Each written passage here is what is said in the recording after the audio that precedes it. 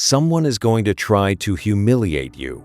Maybe it's already happened. The cutting remark in front of others, the deliberate disrespect, the person who found your weak spot and pressed on it just to watch you flinch. Maybe it happens often. A coworker who belittles you in meetings, a family member who knows exactly how to shame you, a stranger who decided, for reasons that have nothing to do with you, to make you small. And in those moments, something happens inside you. Heat rises in your chest. Your thoughts scramble.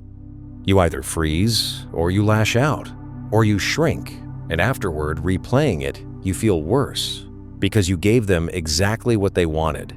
Proof that they could reach you, move you, control your state with nothing but words. This is one of the oldest and most universal human experiences, and it's one the Stoic philosophers understood with extraordinary depth because they lived in a world far more openly brutal than ours.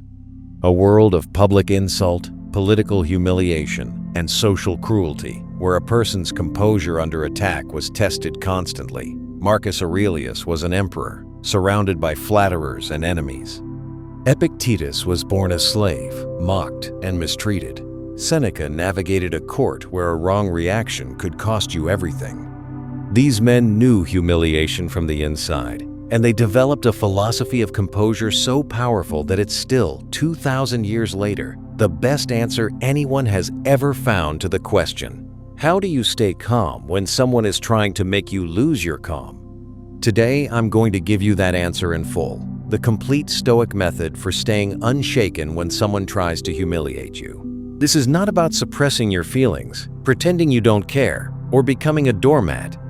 It's about something far more powerful, developing a composure so genuine, so deeply rooted, that other people's attempts to humiliate you simply lose their power to move you.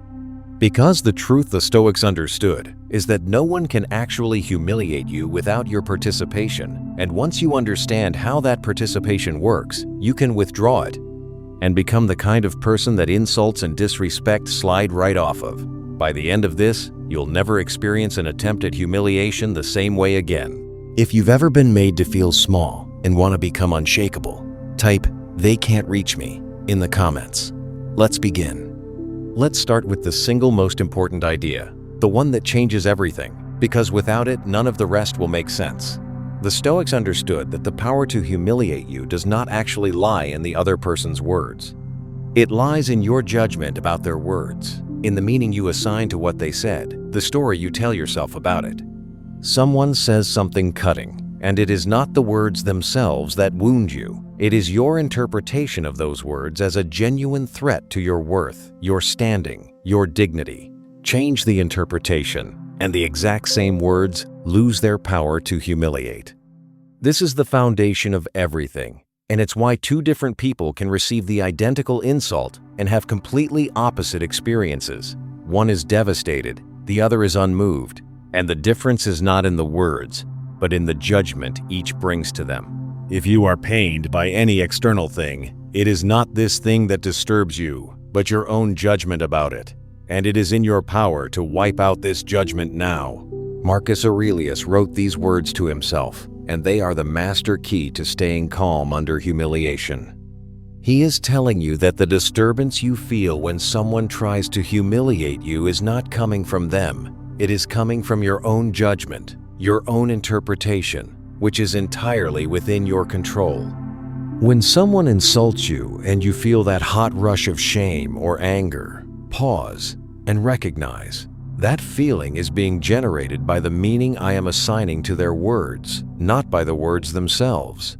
And because the meaning is mine, I have the power to change it. This is not a denial that the insult happened. It's a recognition that whether it humiliates you depends on a judgment you are making, and judgments can be changed. The person who grasps this has already taken back most of their power because they've located the real source of the wound, not out there in the other person, but in here, in their own interpretation, where they have authority. So let's examine what judgment actually turns an insult into a humiliation, because once you see it, you can dismantle it. The judgment is this, that the other person's opinion of you determines your actual worth. When someone tries to humiliate you, and it works because, on some level, You've accepted their assessment as meaningful. You've let their words become a verdict on your value. But the Stoics understood that another person's opinion of you is just that, their opinion. It's an event happening in their mind, shaped by their mood, their agenda, their own insecurities and limitations. It is not a fact about your worth. When someone insults you, they have not actually changed anything about who you are. They've merely expressed an opinion. And an opinion, however cruel, only becomes a humiliation if you grant it the authority to define you. It is not he who reviles or strikes you who insults you, but your opinion that these things are insulting. Epictetus, who had been a slave and knew real mistreatment, cut straight to the heart of it.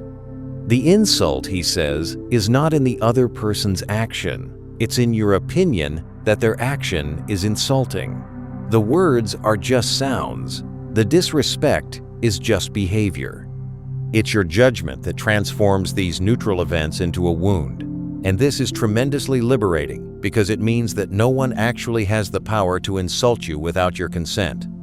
They can say whatever they want, but whether it lands as a humiliation depends entirely on whether you agree to be humiliated by it. Epictetus is handing you a shield that no insult can penetrate. The understanding that the power to be insulted lives in you, not in them, and that you can simply decline to pick up the wound they've offered you. Now let's go deeper into why people even try to humiliate others, because understanding this dissolves an enormous amount of the sting. When someone attempts to humiliate you, what is actually happening in them? Almost always, it comes from a place of weakness, not strength. People who are secure, whole, and at peace with themselves do not go around trying to make others feel small they have no need to. The impulse to humiliate someone comes from insecurity, from a need to feel superior, from one's own unhealed wounds, from a desire to elevate oneself by lowering another. The person trying to humiliate you is, in a very real sense, revealing their own inner state, their own smallness, their own need, their own pain. They are showing you their weakness, dressed up as an attack.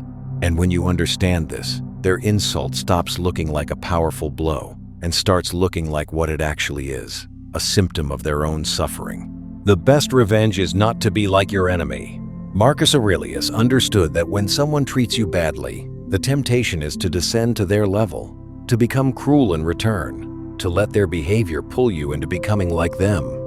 But the truly powerful response is to remain yourself, to stay grounded in your own character regardless of how they behave. When someone tries to humiliate you and you respond with calm composure rather than reactive cruelty, you have demonstrated something they cannot: mastery of yourself. You've shown that their weakness cannot make you weak, that their attempt to drag you down cannot move you from your ground. This is not about being superior to them in some smug way. It's about refusing to let their behavior determine your behavior, refusing to let their smallness make you small. The person who stays calm and grounded while being attacked has won something far more valuable than an argument. They've kept their own character intact. Let me be very clear here about what staying calm does and does not mean, because this is where people misunderstand Stoicism and turn it into something weak. Staying calm when someone tries to humiliate you does not mean being passive, accepting genuine mistreatment, or letting people walk all over you. It does not mean you can't set boundaries, remove yourself from toxic situations, or address disrespect directly when appropriate. Stoic calm is not the calm of a doormat. It's the calm of a person so grounded that they can respond to disrespect from a position of strength rather than reactivity. In fact, the calm person is far more capable of handling the situation well, precisely because they're not flooded with emotion. They can choose to calmly address the behavior, to set a firm boundary, to walk away, or to simply let it pass whatever the situation actually calls for. The point is not to do nothing. The point is to respond from composure and clarity, rather than from the hijacked, reactive state that the person trying to humiliate you is hoping to trigger. And this brings us to a crucial insight about what the person trying to humiliate you actually wants: your reaction. In most cases, the entire point of an attempt to humiliate is to provoke a response to see you flinch, to watch you lose your composure, to get the emotional reaction that confirms they've reached you. Your visible distress is the reward thereafter. And this means that your calm, unbothered composure is the one response they cannot stand, because it denies them exactly what they came for. When you remain genuinely unmoved by an attempt to humiliate you, you've refused to pay the reward. You've shown that their words landed in empty air, that they could not reach you, that their attack simply failed. And there is nothing more deflating to someone trying to humiliate you than the discovery that you are genuinely unbothered, not pretending, not suppressing, but actually visibly untouched. Receive without pride, let go without attachment. There is a lightness in this, that the Stoics prize the ability to let things pass through you without gripping them, without letting them lodge in you and fester. When an insult comes, the composed person lets it pass through, rather than grabbing onto it, turning it over, replaying it, letting it wound them again and again. This is a skill, the ability to hear a cutting remark and simply let it go, to not pick it up and carry it. So much of the pain of humiliation comes not from the moment itself, but from how we clutch it afterward, replaying the scene, reliving the sting, keeping the wound fresh for hours or days. The Stoic learns to let the insult pass through and be gone, refusing to give it a home inside them. What doesn't lodge cannot fester. What you don't grip cannot hold you. Now let's build the deeper foundation.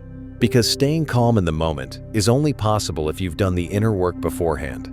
The reason attempts at humiliation can shake us is that, for most people, their sense of worth is fragile and externally dependent. It rests on others' approval, others' respect, others' good opinion. And when your worth depends on what others think of you, then anyone who expresses a low opinion of you can shake your very sense of who you are. This is the vulnerability that makes humiliation possible. But the Stoics understood that there is another way to hold your worth, internally based on your own character and values, rather than externally based on others' opinions. And the person who has built their worth on this internal foundation becomes remarkably difficult to humiliate, because their sense of value doesn't depend on the very thing the insulter is attacking. Nowhere can a man find a quieter or more untroubled retreat than in his own soul. Marcus Aurelius understood that the truest security comes from within, from a relationship with yourself, a foundation of self-respect and values that no external attack can reach. When you have built this inner retreat, this quiet place within yourself where your sense of worth resides, then attempts to humiliate you break against it like waves against a rock. The insulter is trying to damage something out on the surface, your public standing, your image, your ego, but your real worth is safe deep within, in a place their words cannot penetrate. This is why building genuine self-respect, rooted in living according to your own values, is the deepest protection against humiliation. When you know your own worth from the inside, you no longer need others to confirm it, and so their attempts to deny it lose their power. You cannot be humiliated out of a worth that you generate yourself. Let me offer you a reframe now that transforms the entire experience of being targeted. When someone tries to humiliate you, you can see it as an attack to be survived, or you can see it as a test, an opportunity to practice and demonstrate your composure. The Stoics viewed every difficulty, including insults and disrespect, as a chance to exercise their philosophy, to strengthen their character, to prove to themselves that they could remain grounded under pressure.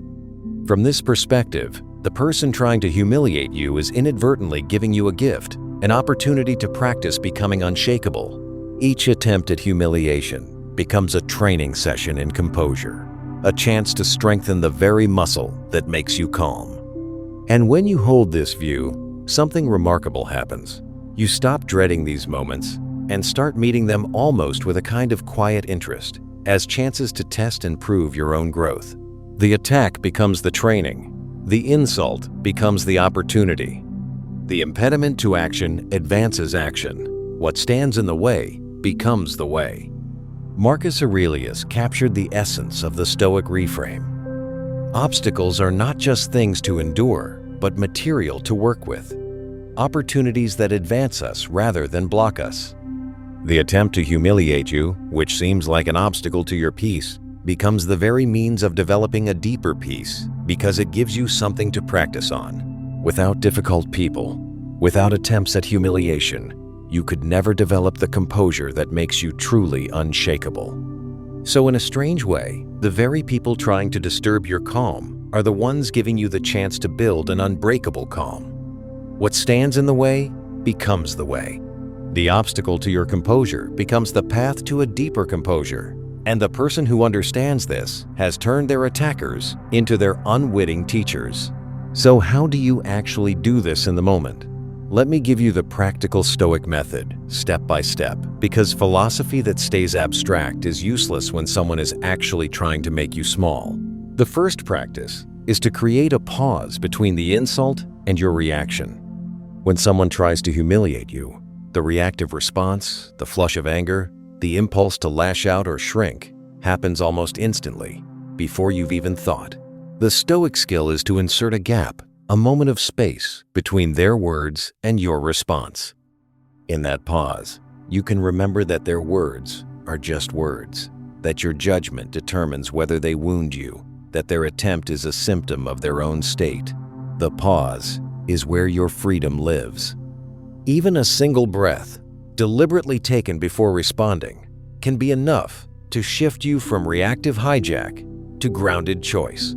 Practice the pause, and you've already won half the battle, because most of the damage of humiliation comes from the instant, unconsidered reaction. The second practice is to consciously reframe what's happening in real time. In that pause, actively remind yourself of the truths we've discussed. These are just words. Their power over me is only the power I grant them. This person is revealing their own weakness, not my worth. My value comes from within and cannot be touched by their opinion. This conscious reframing, done in the moment, interrupts the automatic judgment that would otherwise turn their insult into your humiliation. You're essentially talking yourself out of the interpretation that causes the pain and into an interpretation that keeps you grounded. With practice, this reframing becomes faster and more automatic until eventually you don't even need to do it consciously. You simply see attempts at humiliation for what they are, and they no longer land. But in the beginning, do it deliberately, catch the judgment, and consciously replace it with the truth. You have power over your mind, not outside events. Realize this, and you will find strength. This is the source of all your strength in these moments. You cannot control whether someone tries to humiliate you. That's an external event, outside your power. But you have complete power over your own mind, your own judgments, your own responses. And since it's your mind, not their words, that determines whether you're humiliated, this means the power was always yours. The person trying to humiliate you is betting that they can control your inner state with their words. Every time you remain composed, you prove them wrong. You demonstrate that your mind is yours, governed by you, not hijackable by anyone who throws an insult at it. This is the strength Marcus points to, not the strength to control others or the world, but the far greater strength to control your own mind, which is the one thing that determines whether any attempt at humiliation succeeds or fails. The third practice is to respond when you choose to respond, from calm rather than reactivity, and often to respond very little. The person trying to humiliate you wants a big emotional reaction. Denying them, that is powerful. Sometimes the strongest response is a calm, brief acknowledgement and a change of subject. Sometimes it's a composed, firm boundary stated without heat. Sometimes it's simply saying nothing at all and letting their words hang in the air, revealing themselves as the aggression they are. Sometimes it's calmly removing yourself from the situation. What all of these have in common is that they come from composure, not from the hijacked reactive state. You are choosing your response from a grounded place, rather than being jerked into a reaction by their provocation. And a calm, measured, minimal response is almost always more powerful than an emotional one. because it demonstrates that you were not reached, not moved, not controlled. The fourth practice, the deepest one, is to build your inner foundation of self-worth before you ever need it, so that in the moment of attack, there is simply nothing for the insult to damage. This is the long-term work that makes the in-the-moment practices possible. Develop your own values and live by them so that your self-respect comes from your own conduct rather than others' opinions. Build a genuine relationship with yourself, that quiet inner retreat Marcus described, where your worth resides safely beyond the reach of any external attack. The more solid this inner foundation, the more attempts at humiliation simply bounce off, because they're aimed at a worth that no longer depends on the thing they're attacking. A person with deep, internally rooted self-respect can hear the cruelest insult and remain genuinely untouched, not because they're suppressing anything, but because the insult has nothing to grab onto. Their worth is safe within, and no one's words can reach it. Here is what the Stoics ultimately understood, and what I want you to carry out of all of this.